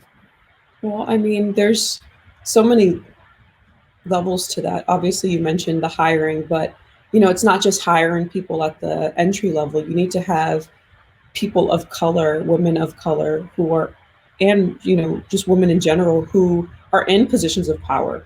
Because if women don't have a seat at those main tables where decisions are made, then we're going to lack in every way. So also, putting more women on TV in the sense that, let's put more WNBA highlights, let's put more softball highlights. There are women playing all different kinds of sports. So why aren't we highlighting them far more than we are? But, one thing that I realized, which was great, all the NCAA women's games have been televised, and we've even seen some on ABC. And this is just like unprecedented, number one. And number two, it's just like, oh my gosh, this weekend I spent my whole weekend watching NCAA women's basketball, because it was just back to back to back to back. Every game was on. So I think if we can continue that same energy throughout the year, it could be really great for women, and it will create more opportunities in sponsorship, in jobs, and women can sell. I mean, we saw that the WNBA ratings went up last summer. Granted, we were all home, but people were tuning in. People were rocking their orange hoodies. So I think we need to invest more in women in every way that we can. And talking about the orange hoodie, you are currently wearing that right now. Yes, it was actually a gift. Oh man. Let's now get to some of your career accomplishments. You mentioned that you are writing or contributing to the Undefeated with ESPN and also FIBA. You mentioned FIBA is really where the bulk of your time is. We know FIBA when it comes to basketball for Team USA, and we see them, especially the senior team, playing, every few years for a quote unquote, let me not be disrespectful, it's a qualifying, but we know Team USA is going to get there. But what are the other, I guess, events that FIBA does within those 3 years in between an Olympic year? Yeah, FIBA has a lot of just tournaments going on throughout the year, especially with all the different age brackets. You have the U18s, U19s, the men's national teams and women's national teams. But I know that they just had a central basket women's tournament in El Salvador, where the Dominican Republic was there, Puerto Rico, Virgin Islands, El Salvador, and they just wrapped that up yesterday, but also America.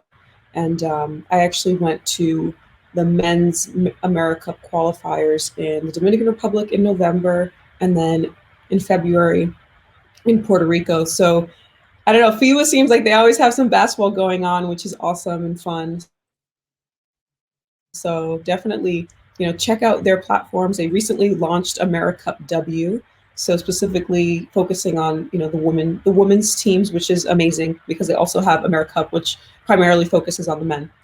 Now, you mentioned you were part of that tournament that occurred in the Dominican Republic in November. How was that? I was working in that environment. We're dealing still with COVID-19, but things were even more different just in November. How was that working in basically the FIBA bubble? What were the daily activities that were going on within the bubble? Yeah, so first things first, COVID testing, right when you got, to the hotel, they had their own bubble. And yeah, they had people enforcing protocol there. It was a pretty strict bubble. You could only eat in your room or eat in one designated area. It was very secure, no fans. It was everything you thought a bubble would be. And I would say it was a really unique experience for me because I was the only reporter there. Every other media person had to dial into a Zoom to ask the players questions. So the access that I got was incredible. Although you couldn't be too close to the players or anything, I still got to talk to some and meet some for the first time, which was awesome. But it was definitely a bubble situation. And unfortunately, while I was there, I had a false positive, so that kind of messed up a few of my days there, which, man, it really stunk. I couldn't go to the games that I was there for, but luckily I was able to do some interviews in the days prior to that false positive test, which the next day I tested negative. So that was a bummer for me. Now you mentioned you were the only reporter that was allowed in the bubble. How did that make you feel personally? I was just like, oh, I didn't know that going in.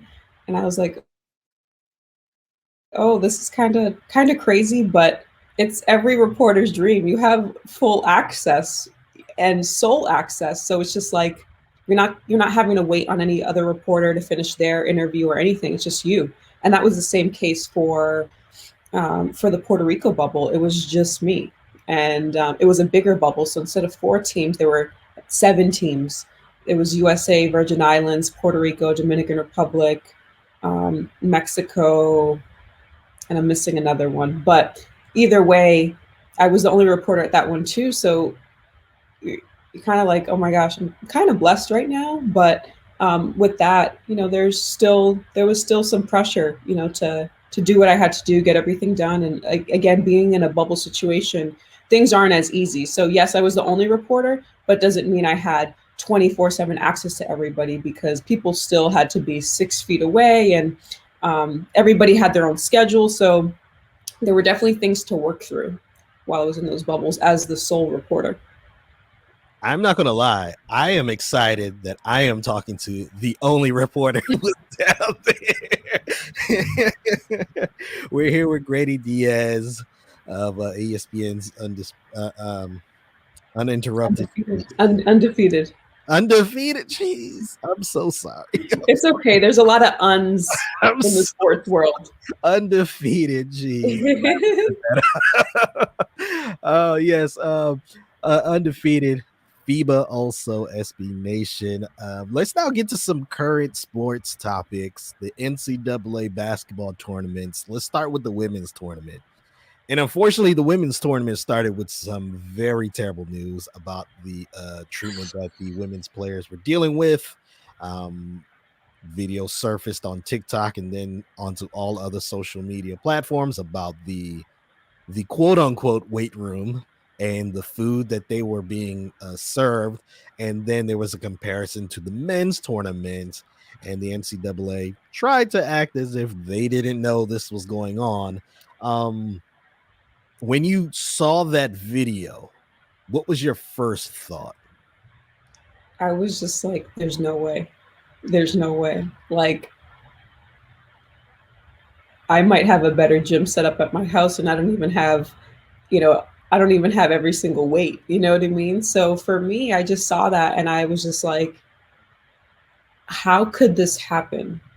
And while it wasn't totally shocking, it was a bit shocking because, you have an idea of how much resources the NCAA has and how many resources these schools have. And these are athletes at the end of the day. Yeah, they're student athletes, but they lead very different lives than any student. They have incredible course loads and workloads with, having to train. And, for me, it was the food really bothered me because I know that, especially in this day and age, not everybody has their own diet. And I'm sure that there are many players who might be vegan, might be vegetarian. So I worried about them, especially when I saw a player that said that they hadn't eaten in 2 days. And we're talking about athletes. Athletes need fuel. So if they are not fueled, how can we expect them to play well? And I think it's obvious that the NCAA dropped the ball on this. And what was even more powerful was all the coaches who penned those letters, to the NCAA, just saying how disappointed they are and how they deserve more and they demand better. And I think that sometimes we need things like that to really make a shift and open people's eyes to be like, oh, this is not right. And to see all the support that came out was really nice. Anybody from NBA players to, celebrities, just being like, what is going on? How could this happen? It's 2021, but I think it just shows that there's still things that we need to do in this country, and even in sports that we really need to focus on to make things better for women. Now let's actually get to the basketball side of it. Have you been excited about this tournament? Man, have I? The women's tournament has been so incredible. There have been so many upsets, with the Elite Eight. I'm excited. I'm so excited, especially to see, the UConns, the South Carolinas, the Louisvilles. It's going to be an awesome time. Me personally, I made a decision that during this pandemic I was not going to be watching college sports because what for my this was the number one reason. I am for paying athletes, and I felt like the pandemic was a time where we either need to, especially football. I said let's wait until things get a little better, but they felt like we're going to cancel all sports except football because we know it makes money. Mm-hmm. Cancel or postpone other sports, but we're going to make sure basketball is there. So this year I haven't personally been watching live college sports, but I made the exception for the women's basketball tournament because I felt like, there needs to be more eyes. There needs to be more ratings on the sport, and the only way, in my opinion, not the only way, one of the ways that I think it will improve the game is if people actually watch. So I said, I'm going to watch and I'm going to drive up the ratings. And I've heard that from other people, not, it's not like I spoke to thousands of people, but I've heard that from other people who have said, I'm going to watch the women's game and I'm going to make sure they get the ratings. So then they can get the revenue. And then obviously it pushes the game further. So I have broken my college, I guess, strike for now. But yes, it has been really good. It has been really good. Very entertaining. I always say this: if you like basketball, you're going to like the women's college. Oh, for sure. I mean, at the end of the day, anybody who is a true hoops fan will watch women's games and will enjoy it. Like, it's basketball in its purest form. So like anybody who says that they don't like to watch women's basketball, I question their love for the sport, because these women can hoop. Like, oh my gosh. And, they're getting better and better at a younger age. And it's just like, that's why we're seeing the Paige Beckers, the Zaya Cooks of the world. And it's just like, it's so impressive. And, and even their followings as high school players, you have the AZ Fuds of the world. You're just like, they got big followings. And it's starting to get younger and younger. And their games are just, wow. They're just next level. Like growing up, I just didn't know a lot of girls who were as nice at ball as a lot of these girls are now. So it's awesome to see, the evolution of the game and, more women playing. You mentioned AZ Fudd, and she goes to St. John's here in the DMV. Mm-hmm. That's one thing.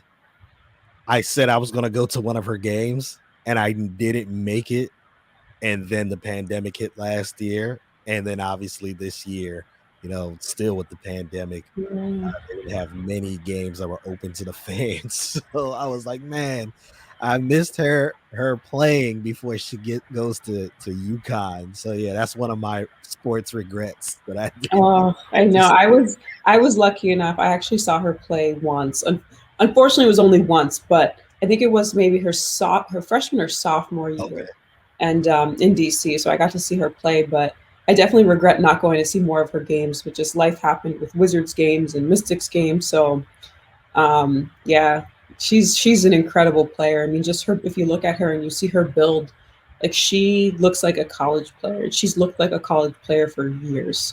So, obviously that's credit to her parents who train her and everything. But yeah, she's going to be very special. And I'm so excited to see her play at UConn and to join her best friend Paige. Are you kidding me?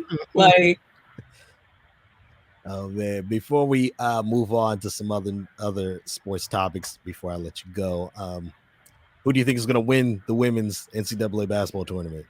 So I have South Carolina winning, but honestly, I think it could go in so many different ways. But I have South Carolina winning. I'm just going to say that. I love me some Dawn Staley, but that's just who I picked. How about you? I think it's going to be UConn. I think they're gonna bounce back, and it's been a while since they've won, and it's weird saying that it's been a while. We were used to seeing them just winning every year, and then then it was like 2 years they lost in either the Final Four game or the championship game, and then unfortunately we had the pandemic mess up last year. But I think UConn is gonna do it. I think they're gonna do it. I think they absolutely can. Like they have. I mean, their starting five. I mean, they have depth, but their starting five alone, like they're scary. They're absolutely scary. The men's side, who do you think is going to win that tournament? Man, at this point, I don't know. So I had Oregon winning it all, but that was only because one of my friends is on the team, and then they lost last night to USC by like, I don't know, 11 or 12 points. And they were down by like 21 at one point. I was like, oh man. But I saw them play during the year and I was just like, okay, they got a squad. Like, let me just put them, because at the end of the day, you never know who could win. Like we see brackets busted every day. So I was like, you know what, let me go with something different. And that was a mistake, clearly. They lost to USC last night. But at this point, I don't know, man. Who do you think is going to win? Oh, man, my Final Four teams are Michigan, or what I chose last week. I chose Michigan, Houston, Gonzaga, and geez, I'm forgetting who the fourth team I chose. But I think this is Gonzaga's year. They'll finally get like that, the championship, and then we're going to see the first, at least in my lifetime, the first undefeated, team to go through the entire men's college basketball season. So I think Gonzaga is going to win it, but yeah, that's what I think. Okay. Yeah, Michigan has been really fun to watch, and just to see Juwan Howard and how his team has done in his first year coaching is pretty awesome. Let's move to the NBA. The Nets, Brooklyn Nets. They've got a lot of pieces throughout the year. They added Blake Griffin a few weeks ago. They now have LaMarcus Aldridge, who was bought out and then signed with the Nets. Kevin Durant is still out with an injury, and it's not really clear to the public when he will return. However, James Harden's playing pretty well. Kyrie Irving, I know he took a leave of absence, but right before he was playing pretty well. Mhm. Do you think this year it's Nets or bust? Like for the Nets, do you think it's championship or bust now that they have all these pieces on the team? Yeah, I mean, at this point, you've gotten everybody. And if you don't have a champion, if you can't produce a championship out of this team, then I don't know. I don't know what you're doing. I don't know what's going on. I mean, I know you have a bunch of different characters, but I feel like this is the year. Like we'll probably see a Brooklyn Nets Lakers matchup in the finals, and I think it's going to be a good finals. But Brooklyn Nets need to pull something off with all the moves and all these trades and the people that they've acquired. Like you have depth. I mean, you have DeAndre Jordan, you have Joe Harris, you have Jeff Green, you have James Harden, again, Kyrie, Joe Harris, like Kevin Durant. Are you kidding me? Who else do you need? That's how I feel. I'm like, all right, at this point, you know, even when they made the trade for Harden, Yeah. I said, okay, they're going to win a title at some time, but I wouldn't be shocked if they lose this year. Just because you got to get used to each other. Right. Got to have your ups and downs, and then the playoffs are different. How the game is officiated, how the game is played, how teams scout you out because you're the only team that they have to play. So I said I wasn't going to be shocked if they lost this year, but now with the addition of Blake Griffin, the addition of LaMarcus Aldridge, Joe Harris playing well, Claxton playing well. Yeah, at this point, I think if you all don't win, it's going to be a disappointment. That's how I feel about the Nets. Go ahead. No, I said I agree. Okay. The Lakers, they picked up Andre Drummond. Do you think Drummond's going to fit with AD and LeBron when they come back? I think he could. I know that. I mean, I think LeBron's going to be very demanding on him, as that's LeBron's team. But I think Andre Drummond could do well. It kind of caught me off guard, him going to LA. I couldn't really imagine where he would go next, but I think he's definitely a decent addition to LA. All right. One last question before we let you go. What is your dream job, or are you already doing your dream job? You know, I feel like I get that question often, and I would say I can't even give you an answer right now because I feel like, number one, I'm still evolving, I'm still growing, I'm still learning every day.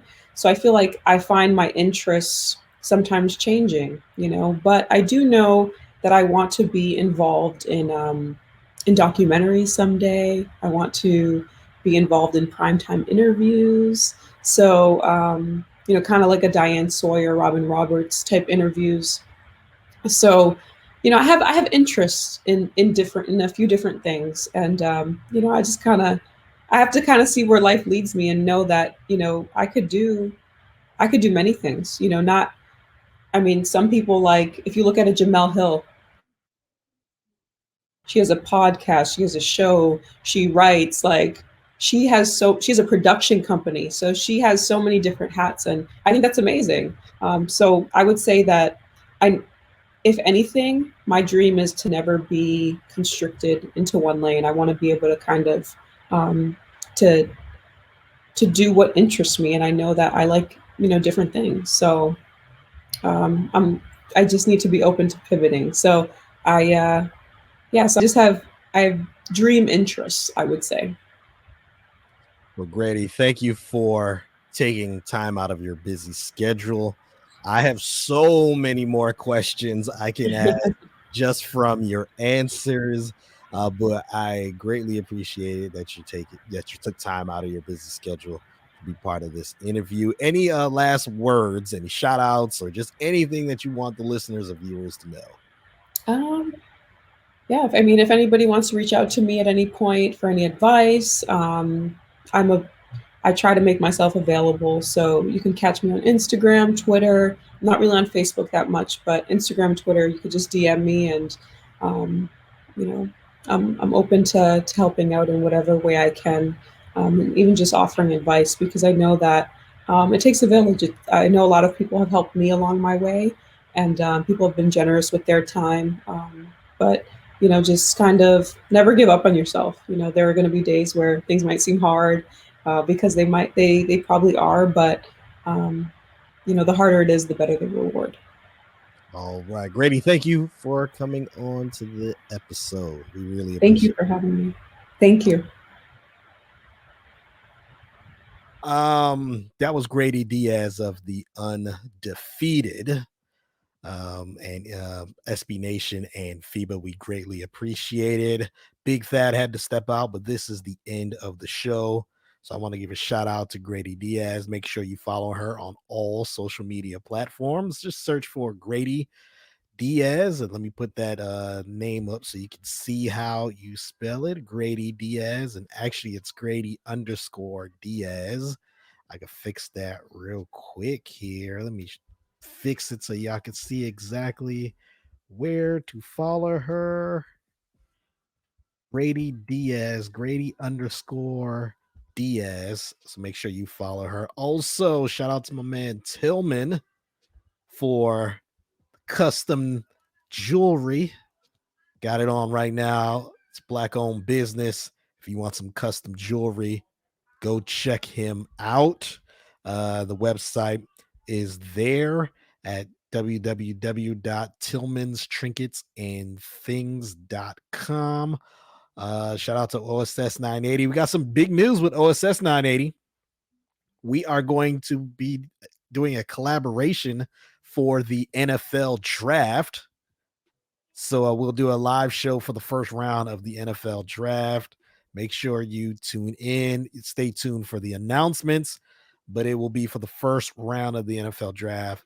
So yeah, man, we're really excited to do this. This is the first time we'll be doing a live show for something like this. So shout out to OSS 980 with Harold D, Jeff, Aaron. Shout out to Soggy Nachos, Shut Your Face, Just Bear With Us podcast, the We Ain't Got Our Shit Together podcast. Shout out to 4th and 13th with my boys Jay, Bobby, and Rios. Check them out. The What You Expect podcast. About to have my boy Dwa come on here in the very near future. We got a lot planned. Coming up in the future. So yeah, man, we are really excited for things that are about to be happening for us. Shout out to everyone else who also listens and supports. And until next time, everyone, sports reality. Peace.